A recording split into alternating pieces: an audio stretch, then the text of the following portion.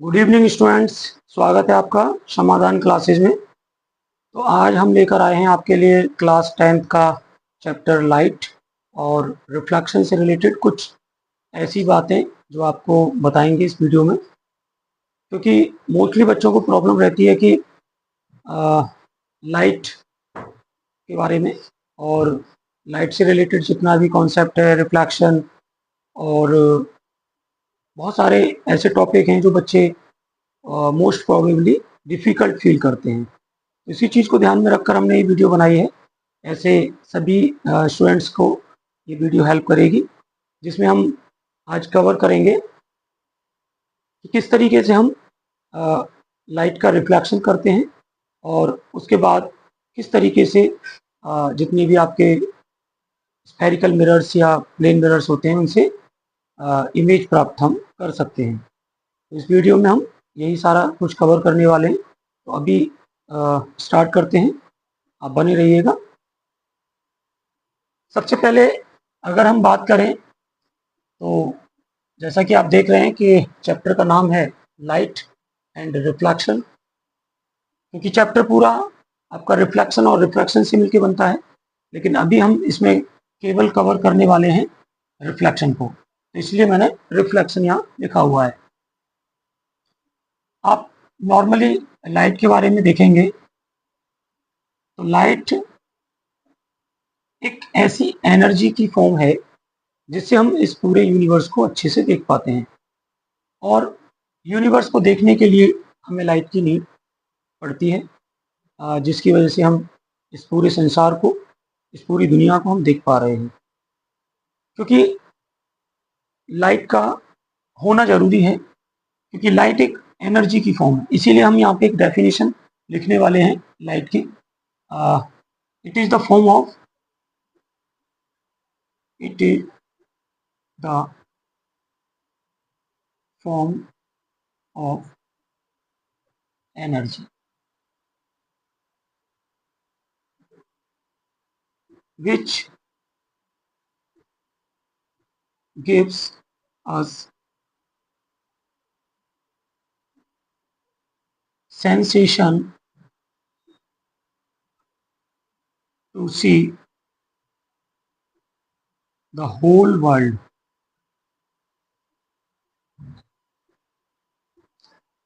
ठीक है बच्चों, तो आपको समझ आ गया होगा कि लाइट एक एनर्जी की फॉर्म है जिसमें हम इस एनर्जी से पूरे संसार को देखने में सक्षम हो पाते हैं।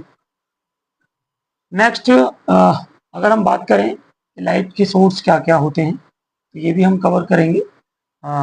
Sources of light, sources of light. सबसे मोस्ट इंपॉर्टेंट सोर्स लाइट का सन है, हम सभी लोग जानते हैं। Sun is the most important source of light. सबसे मोस्ट इंपॉर्टेंट सोर्स हमारा सन है। उसके अलावा अगर हम बात करें तो स्टार्स से भी हमें लाइट मिलती है।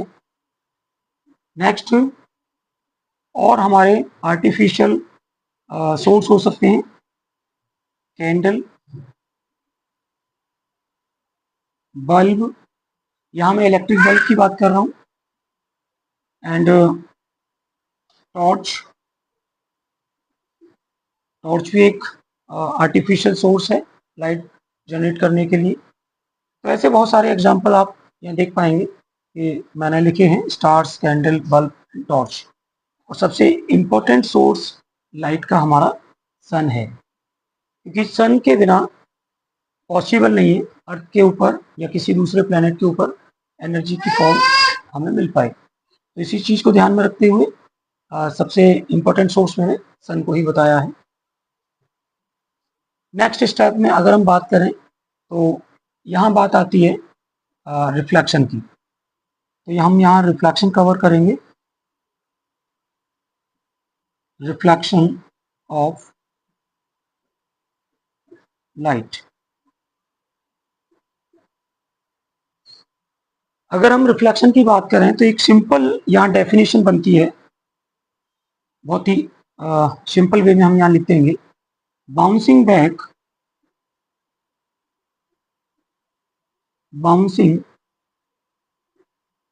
Back of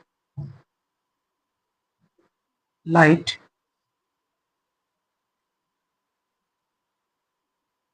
from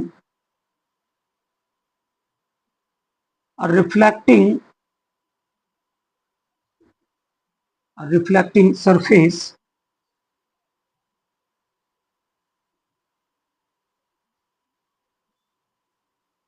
in the same medium। तो बच्चों ये डेफिनेशन है, आप देख सकते हैं, आप स्क्रीनशॉट ले सकते हैं या आप पॉज करके भी देख सकते हैं, ठीक है। नेक्स्ट हम यहाँ पर कुछ रे डायग्राम के थ्रू समझेंगे कि किस तरीके से लाइट का रिफ्लेक्शन होता है। तो आगे मैं इरेज कर देता हूँ।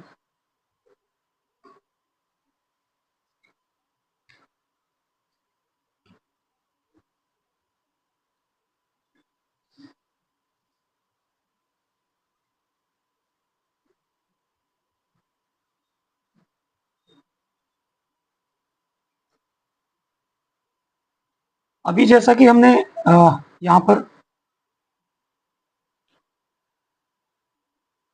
समझा है डेफिनेशन से, bouncing back of light from A reflecting surface in the same medium. देखिए स्टूडेंट्स, अब आगे हम समझते हैं कि किस तरीके से लाइट का रिफ्लेक्शन होता है। सबसे पहले आप कोई सरफेस लेंगे जो कि एक स्मूथ सरफेस होगा, लाइक ए प्लेन मिरर। मान लीजिए कोई सोर्स है लाइट का, वहां से आपकी इंसिडेंट रे सरफेस के ऊपर इंसिडेंट करती है और उसके बाद इसी मीडियम में ही बाउंस बैक कर जाती है। जो सोर्स से आई थी रे आपकी, उसे हम इंसिडेंट रे कहते हैं, इंसिडेंट रे।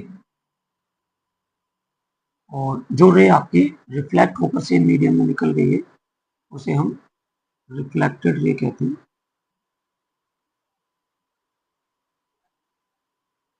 इंसिडेंट रे और रिफ्लेक्टेड रे के बीच में एक नॉर्मल ड्रॉ कर लेते हैं।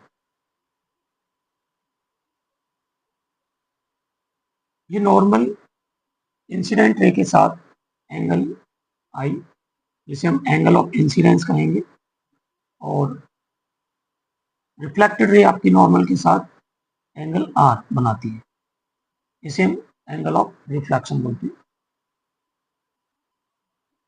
अब नेक्स्ट स्टेप में हम ये पढ़ने वाले हैं कि किस तरीके से इसके लॉज होंगे। तो रिफ्लेक्शन ऑफ लाइट के टू लॉज हैं, देयर आर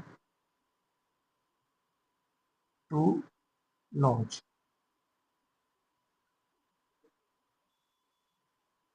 फर्स्ट लॉ में अगर हम बात करें तो इंसिडेंट रे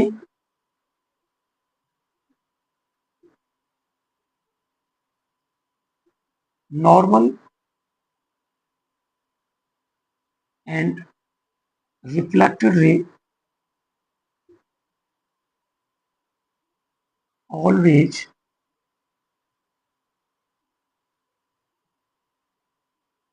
always lies in the same plane, same plane में लाई करेंगे। इंसिडेंट रे आपकी ये हो गई नॉर्मल और आपका रिफ्लेक्टेड रे, ये तीनों हमेशा एक ही प्लेन में लाई करते हैं। इस एक ही प्लेन को हम कंसीडर कर लेते हैं ओ से। नेक्स्ट इसका जो लॉ होगा उसमें एंगल ऑफ इंसिडेंस, जिसको हम एंगल आई बोलेंगे, एंड एंगल ऑफ रिफ्लेक्शन,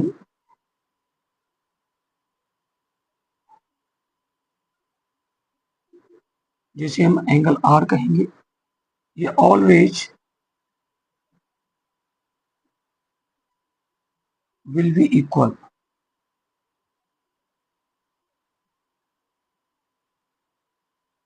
तो बच्चों आपको समझ आ गया होगा कि रिफ्लेक्शन ऑफ लाइट में टू लॉज हैं और उन्हें समझना बहुत जरूरी है। Incident ray, normal and reflected रे।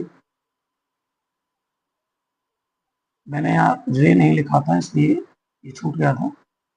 रे, reflected ray always lies in the same plane. And second, angle of incidence and angle of reflection will be equal. तो आगे अगर हम बात करें तो there are two types of reflection. There are two types of reflection. First will be regular reflection. Regular reflection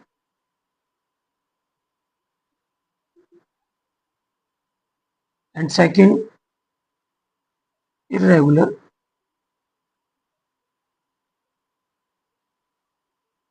reflection.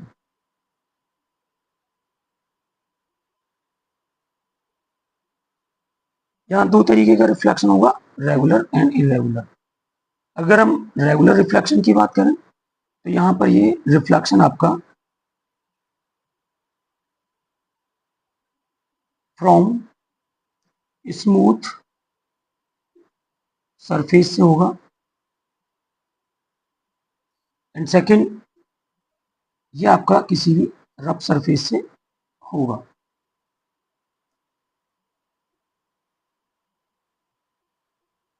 यहाँ आप लिख सकते हैं ड्यू टू रफ सरफेस या रफ सरफेसेस। ओके, अब बच्चों ये समझ लेते हैं आगे कि किस तरीके से हमें रेगुलर रिफ्लेक्शन को दिखाना है रे डायग्राम के थ्रू और इरेगुलर रिफ्लेक्शन को दिखाना है।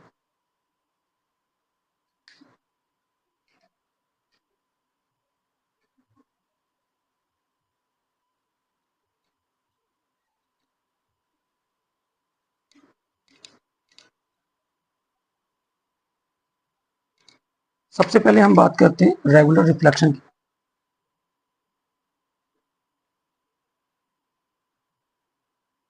रेगुलर रिफ्लेक्शन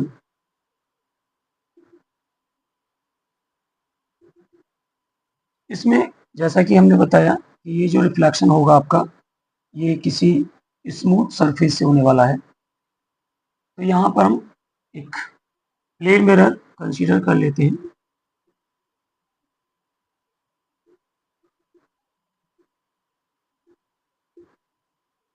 और यहाँ किसी सोर्स से लाइट रे आपकी इसके ऊपर इंसिडेंट करती है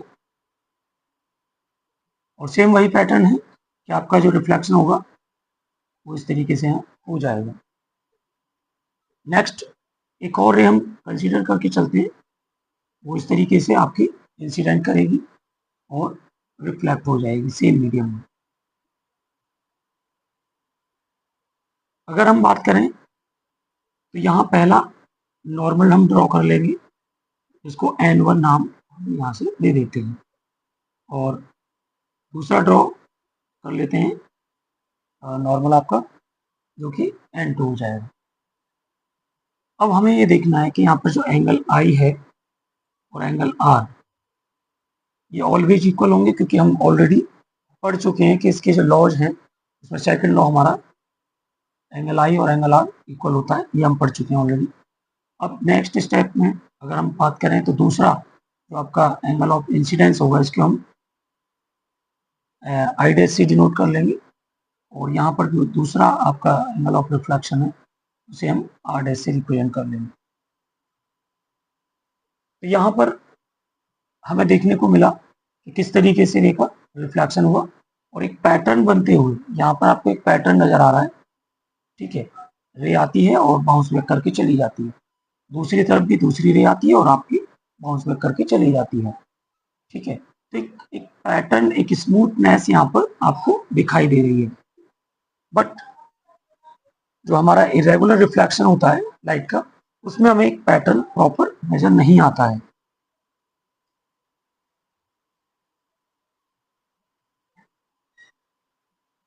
क्योंकि हमें कंसीडर करके चलना है इरेगुलर रिफ्लेक्शन।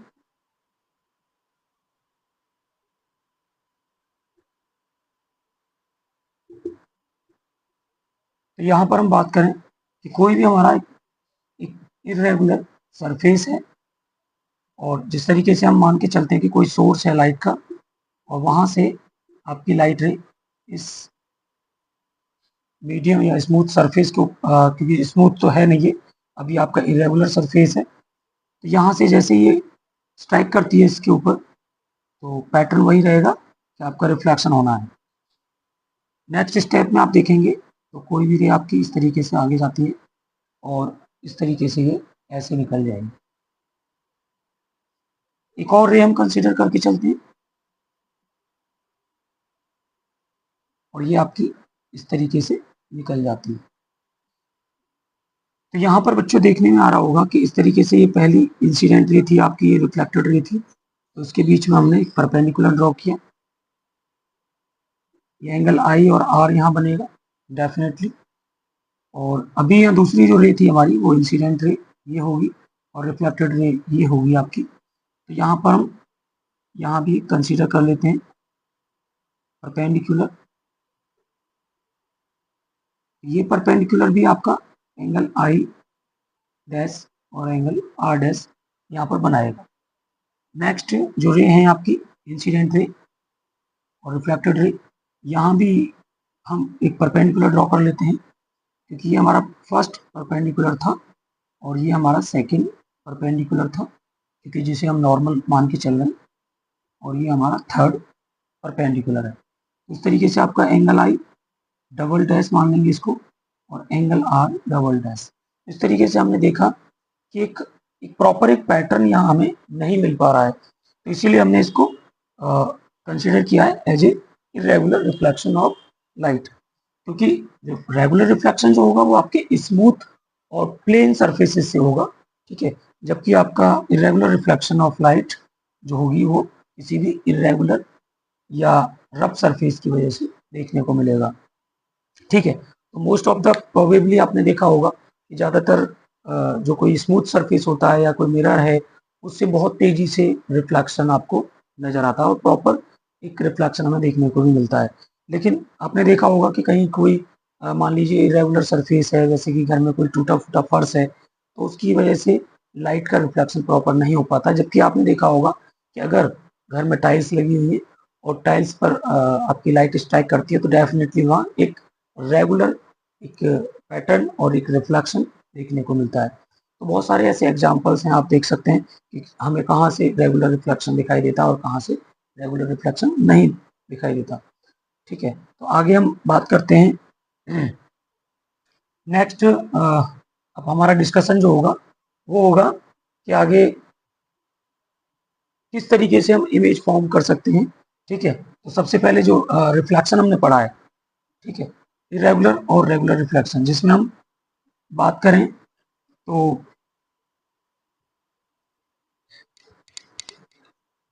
क्योंकि मिरर इसके लिए सबसे इम्पोर्टेंट माने जाते हैं रिफ्लेक्शन के लिए, तो अभी हम यहाँ डिस्कस कर लेते हैं कि मिरर कितने टाइप्स के होते हैं आपके,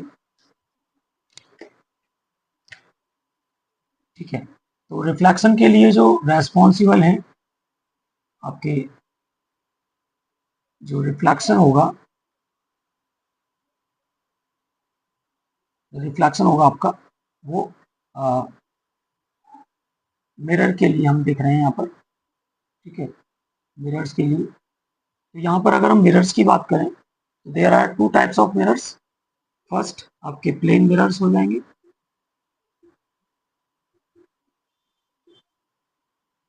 और सेकेंड आपका स्फेरिकल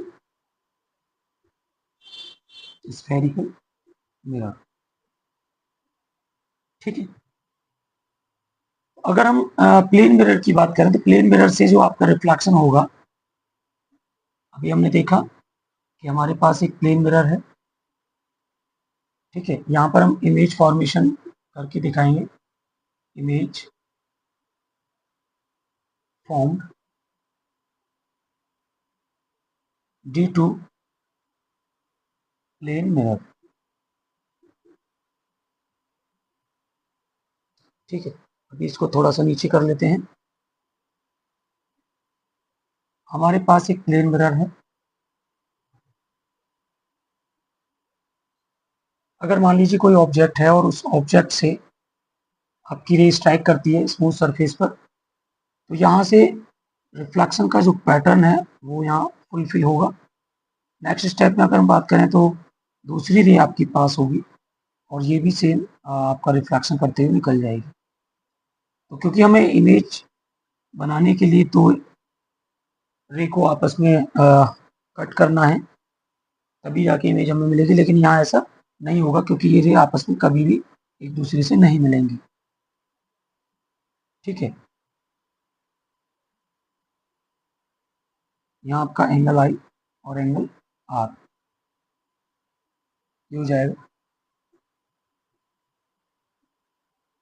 लेकिन हम क्या करते हैं नेक्स्ट स्टेप में, अगर हम सीखें तो ये रे आपस में कभी एक दूसरे को कट नहीं करने वाली है। तो अगर हम इन रेज को पीछे की ओर बढ़ा देते हैं,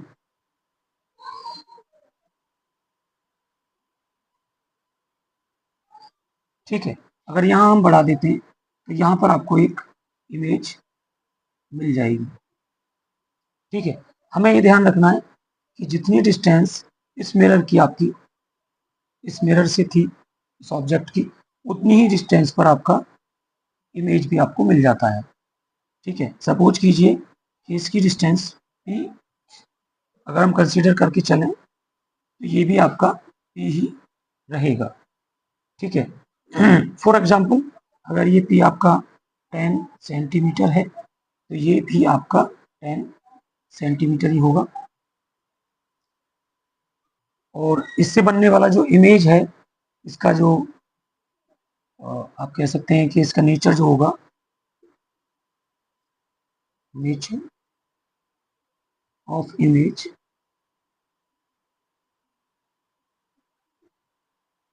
will be virtual and lateral inverted. Lateral inverted क्योंकि आप जानते हैं जब भी हम कभी प्लेन मिरर के सामने खड़े होते हैं तो अगर हम सपोज कीजिए अपने राइट हैंड को अप करते हैं तो हमें उसके अंदर लेफ्ट हैंड नज़र आता है। ठीक है, और अगर हम लेफ्ट हैंड को अप करते हैं तो हमें राइट हैंड नज़र आएगा, क्योंकि इसी को हम बोलते हैं lateral inverted image.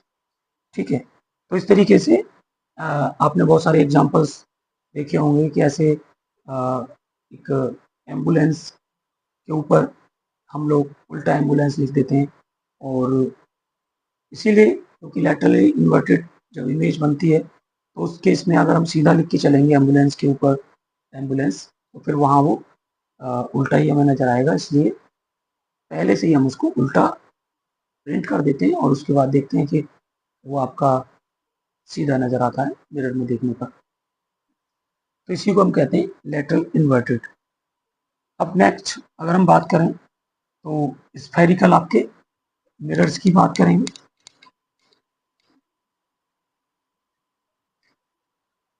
Spherical mirrors आपके एक स्फीयर को कट करने के बाद बनाए जाते हैं। ठीक है, कोई भी होलो स्फीयर हमने कंसिडर कर लिया जो कि बिल्कुल ट्रांसपेरेंट है। तो अगर हम इस स्फीयर का सेंटर पॉइंट सी को मानकर कंसिडर करें और इसको बीच में से कट कर देते हैं, तो कट करने के बाद इसका जो सेंटर ऑफ कर्वेचर है, ये 2 हिस्सों में बँट जाएगा आपका, ठीक है। एक हिस्सा आपका इधर हो जाएगा और दूसरा हिस्सा आपका इधर हो जाएगा, ठीक है। चलिए मैं दोबारा बना देता हूँ, थोड़ा ठीक नहीं बना ये।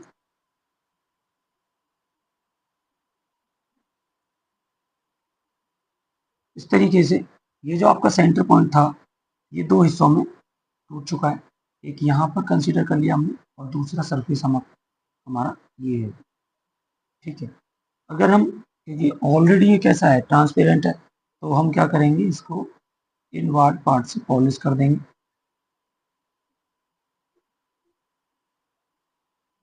ये इसका एपर्चर हो जाएगा बच्चों।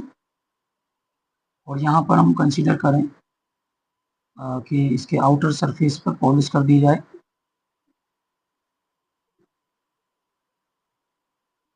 ये इसके लिए एपर्चर हो जाएगा। और आपको पता है कि जो लाइन आपकी मिरर के पोल और सेंटर ऑफ कर्वेचर को मैच आउट करती है, उसको मिलाती है, उसे हम कहते हैं प्रिंसिपल एक्सिस। ये आपका प्रिंसिपल ये प्रिंसिपल एक्सिस हो जाएगा आपका, ठीक है। सेम यहाँ भी ऐसे ही होगा। और पोल से और आपके सेंटर ऑफ कर्वेचर की जो डिस्टेंस है वो हम कैपिटल आर मान के चलेंगे। और यहाँ पर इसे हम रेडियस ऑफ कर्वेचर लेके चलेंगे, ठीक है। रेडियस ऑफ कर्वेचर होगा आपका। और यहाँ पर अगर हम देखें तो रेडियस ऑफ कर्वेचर का जो हाफ वैल्यू है वो आपका फोकल लेंथ हो जाएगी, क्योंकि जो फोकस पॉइंट होगा वो आपके पी और सी के बिल्कुल मिड में एग्जिस्ट करेगा, ठीक है। तो इस तरीके से हम अगर माने तो हमारा जो फोकल लेंथ होगा वो रेडियस ऑफ कर्वेचर का हाफ हो जाएगा। या हम ये कह सकते हैं कि रेडियस ऑफ कर्वेचर जस्ट यहाँ पर डबल हो जाएगा फोकल लेंथ के,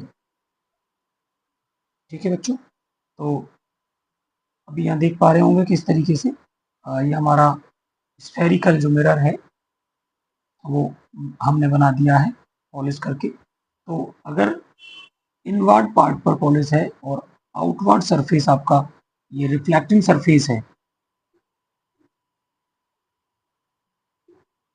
ये रिफ्लेक्टिंग आपका सरफेस है,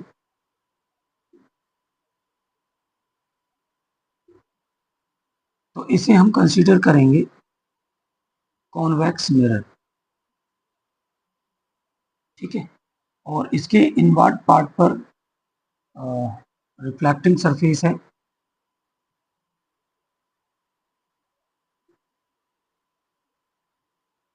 और आउटवर्ड पार्ट पर इसके पॉलिश हमने किया है, तो इसे हम कंसीडर करेंगे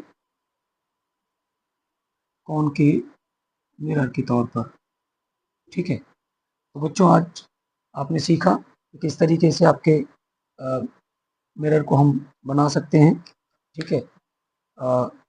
आपका रिलेशनशिप रेडियस ऑफ कर्वेचर और फोकल लेंथ के बीच क्या होता है, ये सारी चीज़ें आपको कवर हुई हैं। तो आगे का जो डिस्कशन हम करेंगे कि किस तरीके से हम रूल्स पढ़ने वाले हैं, मिरर से आपको इमेज ऑब्टेन होने वाली है, तो वो सारे डिस्कशन जो है वो हम नेक्स्ट वीडियो में करने वाले हैं।